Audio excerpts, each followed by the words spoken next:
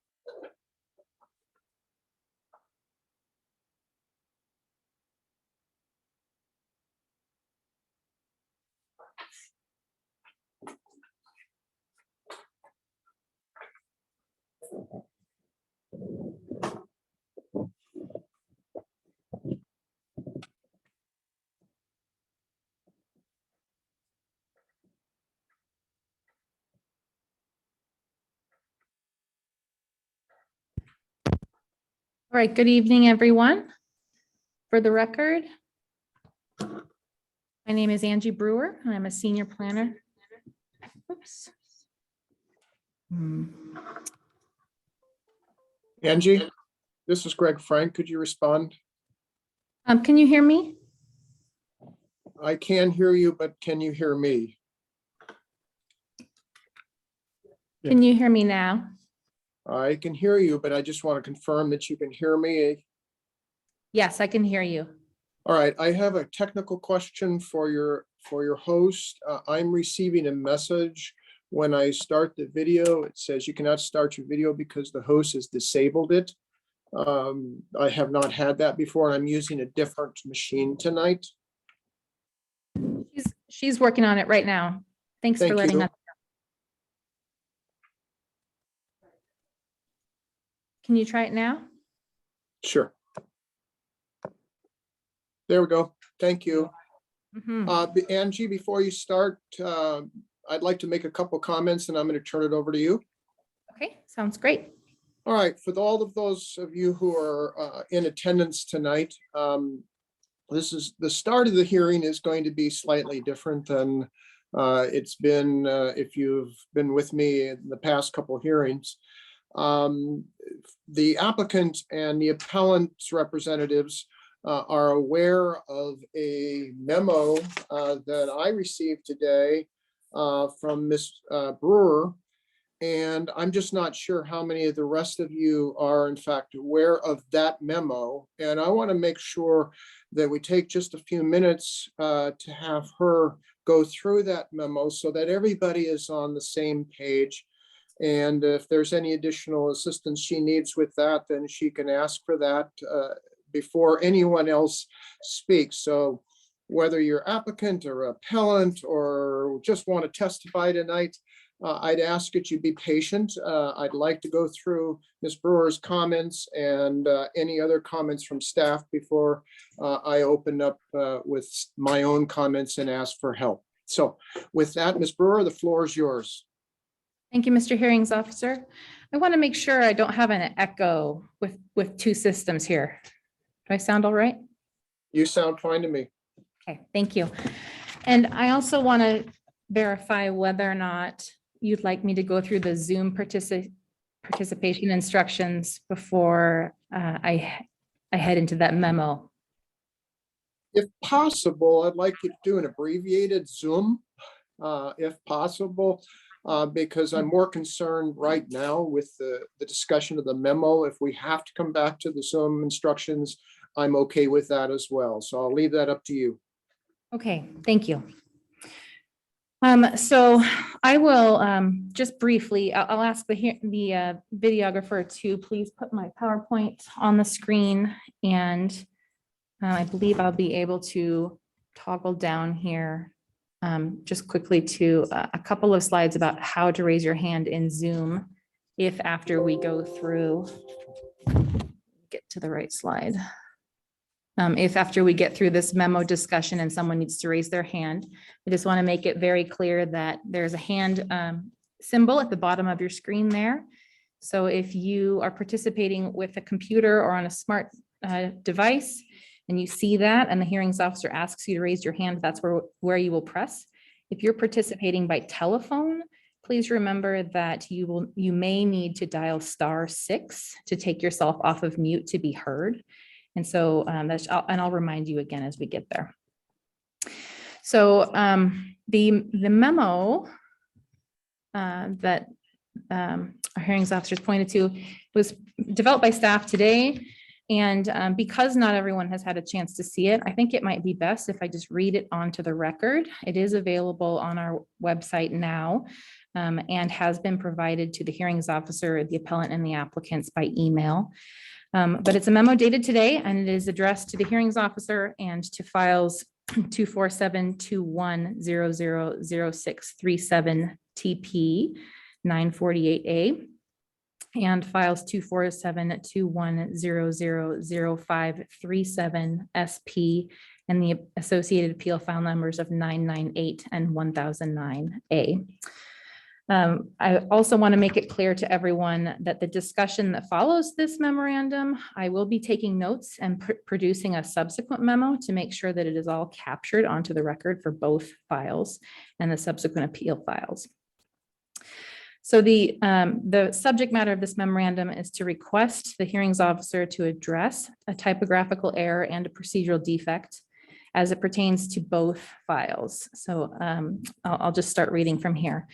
The December 8th, 2021 public meeting for the Thornburgh Destination Resort intended to include 3 appeals to 2 cases to be heard in 2 public hearings. File 247-21000637 TP, appeal file 948A, and file 247-21-000537 SP, appeals files 998 and 1009A. The following summary intends to inform the hearings officer of a typo contained in the hearing notice documents and what staff characterizes as a procedural defect in the noticing of appeals received for 537 SP. Staff provides remedy options below, but defers to the hearings officer as to how this matter should be addressed. In the event the hearings officer determines to continue or cancel and reschedule one or both hearings, staff has verified availability of the applicant and appellant on January 4th, 2022. File 247-21000637 TP, appeal 948A. The public notice was provided for this hearing November 16th, 2021 to affected parties and interested persons. The notice contains a typographical error on page 3 in the second reference to staff's email address. The notice provides angie.brewer@deschutes.org when it should read angie.brewer@deschutes.org. It's missing the H in Deschutes. In the event notice individuals or other members of the public provided a comment to the misspelled email address, it would not have been received. To be clear, the correctly spelled email address is present on page 1 of that same notice and was thus made available to individuals receiving notice in compliance with procedural requirements of the Deschutes County Code.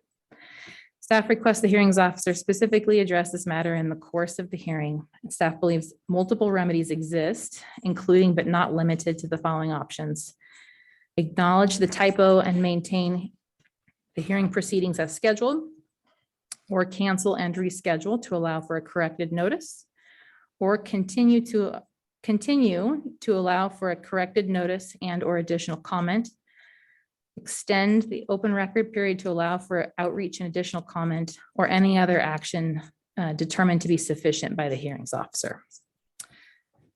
Moving on to appeal file 247-21000537 SP and appeals 998 and 1009A.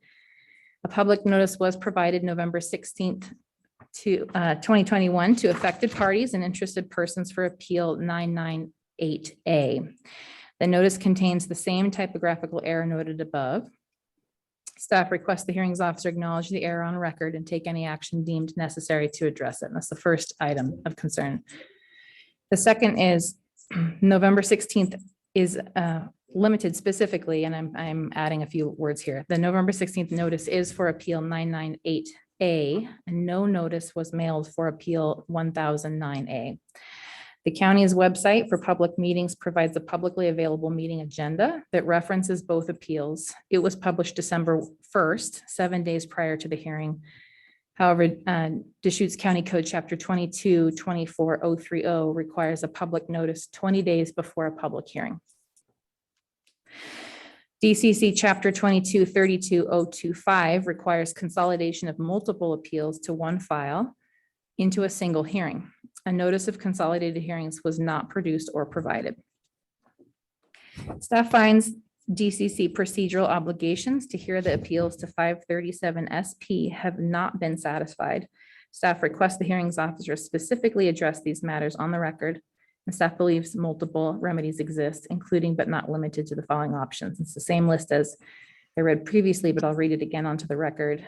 Acknowledge the typo and maintain hearing proceedings as scheduled, or cancel and reschedule to allow for a corrected notice, or continue to allow for a corrected notice and or additional comment, or extend the open record period to allow for outreach and additional comment, or any other action determined to be sufficient by the hearings officer. I would like to note for you, Mr. Hearings Officer, that I do have Planning Manager William Groves in the room with me, as well as County Counsel Adam Smith, who is visible now on the Zoom feature and can be raised to panelists if you would like him to also add to this memorandum. Thank you, Ms. Burr. My request would be that if either Mr. Groves or Mr. Smith believes that they can add anything to your comments, I would be most appreciative. If not, then I will proceed. This is Adam Smith, Assistant Legal Counsel. Can you hear me, Mr. Franks? I I have sir. good news. I was just informed via text by the applicant's attorney that the parties have reached an agreement and both are willing to stipulate both hearings occurring on January 4th. So that's good news. I was prepared to otherwise walk through a little bit more legal analysis on options, but certainly if both parties are willing to consent to both hearings occurring on January 4th, and I think we are most certainly avoiding infringing upon either of the group's substantial rights. There's certainly been some debate on whether or not the second hearing that was inappropriately noticed needs to be canceled versus the hearing called to order and then continued. At this point, so long as both parties agree, I'm not sure staff has a position on whether or not both hearings are simply continued, or if the first hearing is called to order and continued and the second is simply canceled. I would defer to the parties on that. And I would further recommend that the hearing officer just confirm my understanding via text with both of the parties. Again, I received a text telling me or asking me to inform you that they have reached an agreement with both sides, confirming that they're willing to have both matters heard on January 4th, and that the applicant would like to address this matter with the hearing officer at your convenience. Thank you, sir. Appreciate the information. Anything from Mr. Groves before I proceed?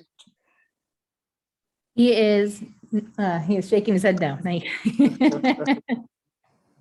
Thank you. All right.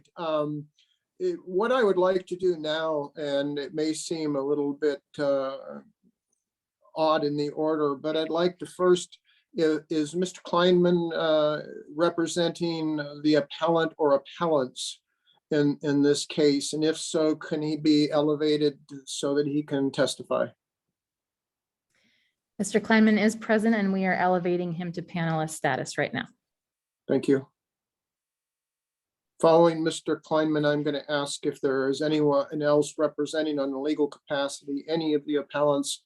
And then I will ask if the applicant's legal representative or representatives are present and ask for their comments. Mr. Kleinman? Good evening, Mr. Frank and staff and Adam. We being Ms. Gould and I, are amenable to a continuance of both matters to January 4th. I should make it clear for the record that the appellant in the first matter, Christine Larson, is not represented in this matter. I have spoken with her and I believe she is here. So I think you'll need her assent to whatever the attorneys agree to. I do want to, so we're okay with the continuance. I do just want to make a few comments for the record. I hope they don't appear overly gratuitous, but I think they're really called for here. The appeal that Ms. Gould filed on the site plan, which is the second case, has been assigned case number 1009-A, and that's never been noticed. The appeal that was initially docketed was merely a precautionary appeal filed a few days earlier by Mr. Katzeroff for the applicant, and it contained no statement of reasons for appeal or grounds for the appeal. It's basically precautionary to protect a hearing date.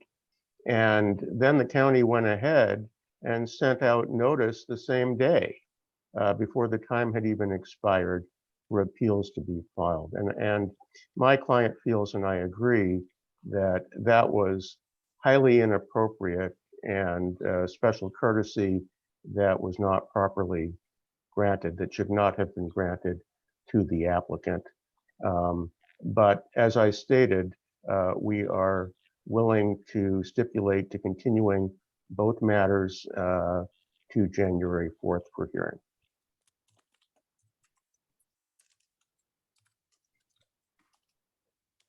Thank you, sir. I appreciate your comments and your it's so noted with regard to the one notice of intent.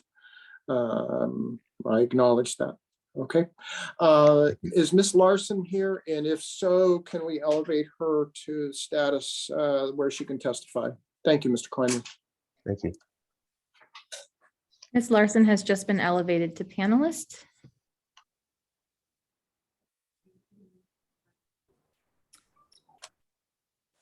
Okay. Hello. Well, you look like you're in a place better than I am. It's 37 degrees here. Yeah, but we had lots of rain, so I'm not feeling sorry for you yet. I understand that the hearing will be held on the 4th of January, and I'm fine with that. Okay. Is there anything else you want to tell me? And we're only talking about the scheduling of the hearing. And so that's remarks and everything. So in essence, we're just putting this off until January 4th. Sounds like it, doesn't it? It does. Next year, that's fine. Okay, well, I'll let you go back. It doesn't look like it's raining right now, so I'll let you go back to what you were doing. You probably should stay and listen to the remainder of the process, but thank you for your testimony. Is either Mr. Katzeroff or Ms. Fancher here? And if so, either or both should be elevated. Thank you, Ms. Larson. Thank you. Mr. Hearings Officer, they're both here and they're both being elevated right now. All right, just one at a time. That's all I ask.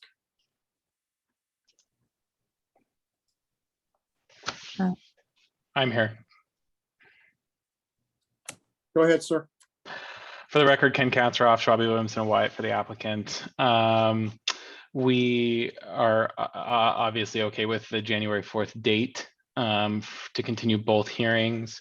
I will note for the record, with regards to the tentative plan case, the applicant has filed the continuance request to January 4th, and under the code,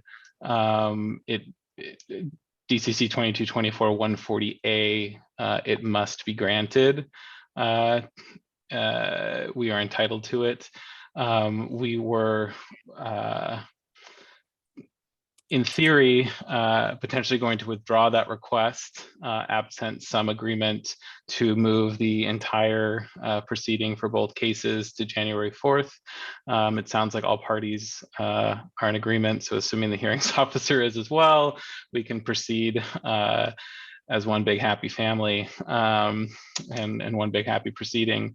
I will make one note that it is our preference for the January 4th proceeding, and I don't know whether it's Mr. Kleiman or his client, their preference as well, but we would prefer to do one hearing for both matters and ask for two decisions, but that way we can avoid having an additional hour of process and folks needing to stay, et cetera, et cetera, et cetera. So we would prefer to do one hearing consolidated for both records. I also just want to ask one point of clarification, which is it's my understanding of the code that after this, each hearing needs to be individually opened and then continued to a date certain. And I understand that my client wants to make one quick remark. It can be in either proceeding. So I just want to let folks know that now, and I'm happy to answer any questions you may have. No, I don't have any questions, and I'm aware of the requirement regarding the continuance. But I always appreciate being reminded. It's more embarrassing not to recall it than it is to be reminded. So I take it with the best of intentions. And I just want to confirm, and this may, I'm trying to get reciprocal niceness back from you. And that would be that the clock is extended from now until the 4th for additional time for the decision-making process at the county level. Is that correct? We've outlined that in an email to staff. I don't know whether or not you've received that, but with regards, there's two different clocks that we're working on with regards to the tentative plan, which is, I always mix these files up. I believe that's 637. Angie's nodding her head. So yes, the 637 case, because we have asked for the continuance, we are required to grant additional clock time until the 4th. And because of kind of the mix up, I'll just say, on the other case, which is 537, that applicant is waiving, has agreed to waive time from essentially December 20th until January 4th. We think that that is fair, and in my discussions with Mr. Groves, it seems like that is acceptable to the county at least, although I don't want to put words in his mouth. So, so the answer is yes, we are waiving additional time to accommodate the movement. It's just different amounts of time per case. Does that make sense? Yes, it does. Okay. Thank you. Thank you, sir. I have nothing further. Let's let your client talk when I opened up the hearing. The first one would be preferable. I don't want you to go away totally, and you're not. But one of the things that has been a topic of discussion between this hearings officer and the county staff has been the methodology or the logistics of when we have two hearings, how we do that. And I will tell you that I have had, when I was at the city of Portland doing hearings, we consolidated hearings and then kept the records separate. And I will tell you, as a practical matter, my clerks who I had at the city of Portland were not always pleased with that process because it was difficult to keep track of which exhibit went into what file. But on the other hand, I fully appreciate, so I have done it that way, but it is, I believe, a little more complex to make sure that we don't make a procedural error in not getting a particular file or a particular document into a file. And so that's my concern on that side. The county, Deschutes County being who I'm talking about, has expressed a modest preference, and it is not absolute, to holding the two separate hearings. And that's why we did that the last time. And I acknowledge that I was tired at the end of that hearing, and I'm sure everyone else was tired at the end of that hearing. But we did keep the record straight. So I just wanted you to understand my take on it. I'm willing to, quite honestly, and will accede to the county's preference on this, not to disregard what you've said. I don't want there to be a procedural error. So with that, go ahead, sir. Yeah, sorry. Yeah, no, just to be clear, we're not suggesting that the entire records for the case be consolidated. Having two separate records is fine. I think that's probably easier. It's just if we do one hearing, it saves some time. It also, in the event that this does get appealed to the Board of County Commissioners, there is a transcript requirement that can be waived, or to LUBA, and having to transcribe one hearing proceed. That's all I was saying, is that just the hearing, not necessarily the rest of the records, but appreciate that. Yeah, and I appreciate your comments. Let me go back to Ms. Brewer. And Ms. Brewer, you may utilize your resources that you have, but Mr. Katzeroff has suggested a different approach to the holding of the hearings, consolidating the two cases from testimonial perspective, but keeping the written records separate and then issuing two separate decisions. So I'd like staff's response to that. Mr. Hearings Officer, I may need to defer to my colleagues in the room about whether or not we're comfortable with that practice. I'm still relatively new to the team and would hate to conflict with. Angie, this is Adam. I'll jump in on that issue, if, at least from a legal perspective first, and then turn it over to Will, if that's okay. Mr. Hearing Officer, in the past, we have certainly consolidated those appeals. I think it's usually best practices to have the consent of both parties, or all substantially participating parties, to ensure that they're in agreement with that. Just to ensure that there's no procedural error that we are dealing with later. And at least in my experience, at least all of the times that we have consolidated part or all of multiple land use applications into a single hearing, a single record, any of those things, it's been with the consent of both parties. Appreciate that comment. Mr. Gross, were you going to add anything? Nothing to add here. We would be concerned if the paper record was being consolidated. You know, we are the librarian of those files, and it helps if everything's available in duplicate so that we can keep them in nice tidy piles.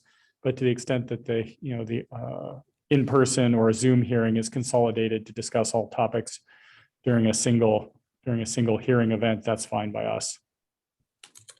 Okay.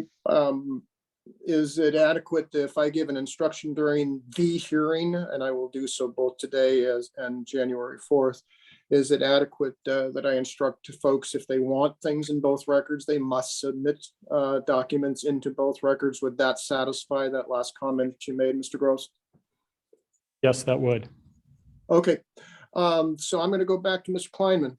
Any objections in consolidating the testimonial portion, maintaining separate records for the documents, and having two different decisions, or two separate decisions, probably be better terminology. Mr. Kleinman?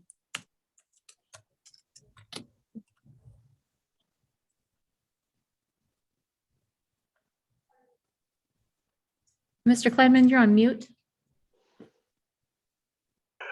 Okay. Generally, no problem with that procedure. One of the problems that it avoids is that if you ask people concerned about both cases to stay for two separate hearings, a lot will drop off. So this helps to solve that problem. I think it's adequate for the hearings officer at the start of the hearing to say, please identify whether you're testifying in this case, that case, or both cases. Where I think there's an issue that we need to sort out, or at least not be too strict about, is that folks who email comments, who are lay people, which is most of them, are not really too cognizant of case numbers and separate files. And you're making the request here, and at the commencement of the next hearing is not going to cover people who are just intending to send in emails, for example, or letters. Points well taken. Thank you, sir. Ms. Larson?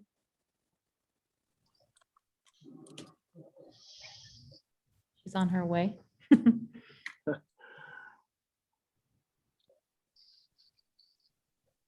All right, she should be able to unmute now.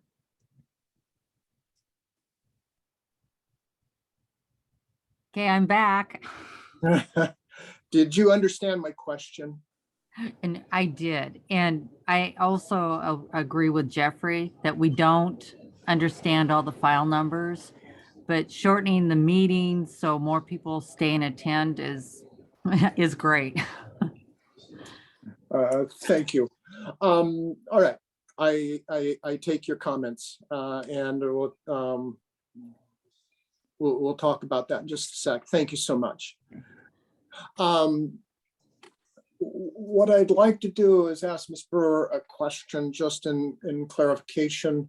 What we're doing is we're going to open both hearings one at a time, but open both hearings. And it sounds like that the applicant wants to make a statement in the first hearing.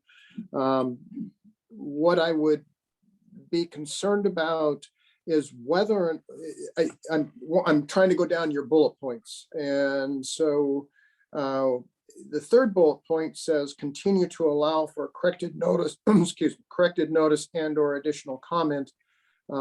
Is that your understanding of which bullet point we're selecting? You're asking me, sir? Yes, I am. That is what I am hearing from this discussion. Yes, is that we would be opening both hearings and continuing to allow for a corrected notice, which we can send out possibly as early as tomorrow, but definitely by Friday, and sufficiently address the 20-day notice period, excuse me, for those hearings. All right. If I may make the recommendation, because there has been some disagreement on whether or not one of the hearings, the second hearing needs to be just canceled or continued, I would recommend that we have all of the parties opine if they're okay with both hearings being opened and then continued to a date certain. I would love that on the record so we don't have to deal with a potential procedure issue at a later date. All right, Mr. Kleinman, did you hear Mr. Smith's question? I did, and I think the procedural. Short answer. We consent to that in spite of the procedural problems. Thank you, Mr. Kleinman. Applicant consents. Ms. Larson.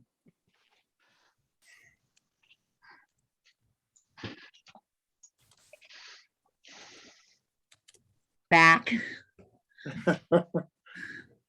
Did you hear the question from Mr. Smith? I did. All right, are you going to consent? To extending it to the 4th? Well, Mr. I don't want to Smith- dismiss it. No, that's not what's going to happen. Mr. Smith is being particularly careful, it appears to me. And he's Correct. asked a very specific question, and I have him rephrase it so that you can hear it and then either agree or disagree. It's your choice. Okay. Ms. Larson, I'm just seeking consent from all the parties to opening both hearings and then continuing both hearings tonight, as opposed to canceling the second hearing because of the noticing issue. Fine. Thank you. Thank you, Mr. Hearings Officer. I appreciate No, that. I'm going to ask Mr. Katzeroff just to confirm, since you're being particularly careful, I'm going to be particularly careful that all means all. Oh, I think he already did, but Yeah, we can So I'm going to have him do it again. Applicant consents with the caveat that the client does want to have make a brief statement. No, I'm going to allow that tonight. All right. The other thing that I want to ask, and this is just for my edification, is that in the corrected notice that we're talking about, is it possible to add language instructing folks who want to submit anything, like, as Mr. Kleinman would say, an email into the record, that they clearly identify which or both file that they are interested in submitting the document into the record. And I think I can help correct that at the hearing. And I will remind people, and for those of you who've been in hearings, I do a lot of reminding prior to testimony. I'm glad to do that, but I'm just wondering if we can, in the corrected notice, emphasize in some way the need that if they want to submit a document into both records, they need to submit at two different times, places, things. Yes, I think that's feasible and totally, 100% doable. We can add a few sentences to the notification to require them to reference the file number they're referring to. Okay. All right. So That's not currently in there as direction to the participant, but we can add that. I'd appreciate that. And I'm going to direct that to occur. So what I'd like to do now is open the hearing, the 637-TP, which is under an appeal hearing number of 948-A. I'd like to open that hearing. I am not going to give my customary opening comments, as I believe those would be more appropriate at the continued hearing. But those cover things like conflict of interest, bias, submitting documents into the record, being clear and concise and specific in what we do and the order of testimony. Those things I will cover at the continued January 4th, 2022 hearing. So I'm going to open the hearing for 247-00637-TP, which is actually in this particular case 948-A. Mr. Katzeroff, you indicated that your client wished to make a brief statement, and I'm asking that it remain brief.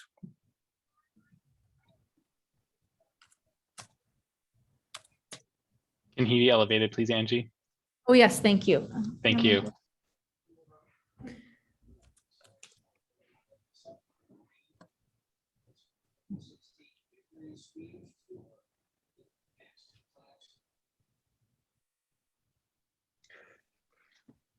Good evening. Thank you for giving me the opportunity. Just one thing, we didn't know. Pardon? Identify yourself, please. Oh, I'm very sorry. For the record, Cameron DeLashmet for Central Land and Cattle. We didn't know what the outcome of this evening's proceeding would be, whether we were holding hearings or not. And in response, I submitted one document that was a final order on the transfer of 327 acre feet of water to our property. There has been lots of comments previously that water wasn't available, groundwater wasn't available, that we wouldn't be able to get water or have water, and a whole host of things related. So we submitted one final order from Water Resources that transferred 327 acre feet of water to the property, and that was the only statement that I wanted to make. I appreciate the opportunity to do so. Thank you, Mr. DeLashmet, and I'm sure Mr. Kleinman will take a note of your comments and act accordingly. All right, so the file 948-A has been opened. I am continuing this hearing until a date certain, which is January 4th, 2022 at 6 p.m. It will be a Zoom hearing as we have been having recently. So it'll be the same format as we've had now. Is there any objections to that continuance? Raise your hand if you do. I'm not seeing any, Mr. Hearings Officer, as panelists or attendees. All right, thank you. Then I'm going to close. I assume that I need to close the hearing, which has been continued. It seems a little bit twixt and between, but whatever. I'm now going to open 247-21-00537-SP, which from an appeal hearing perspective is case 998-A, and I'm assuming 1009-A. that those files are hearing is open. I am going to continue that until January 4th, 2022 at 6 p.m. Via the Zoom. The cases that I just mentioned, plus the 948-A, will be consolidated for testimony, but documents must be maintained separately for those two different and separate appeal files. And that separate and appeal files are 948-A represents one of them, and the 998-A and 1009-A represents the second one. So if you wish, in any way wishes to submit documents into both records, they need to do so 2 times. Mr. Franks, if I may interrupt, I'm so sorry. Yes. The Sheets County Code does require that if anybody else is on the Zoom meeting or in the room today and wants to testify in either hearing, that they're provided the opportunity to do so. Right. I will then reopen 637-TP and 948-A. Does anyone wish to testify? I'll just remind folks that if they would like to testify, to raise their hand if they're participating by a computer or smart device. I see Rima Gavo. If we could elevate her to panelist. And anyone participating by telephone, just a reminder that you may have to dial *6 to unmute yourself and indicate your interest to provide testimony. All right, Mr. Hearings Officer, I see Rima is now a panelist. Hello, can you hear me? Hi there. I can. My name is Rima Gibbet. My address is 18557 McSwain Drive, Sisters 97759. And I just had a question regarding, I heard that the water was transferred, that additional water was transferred to the property, and I'm curious where that water came from. Okay.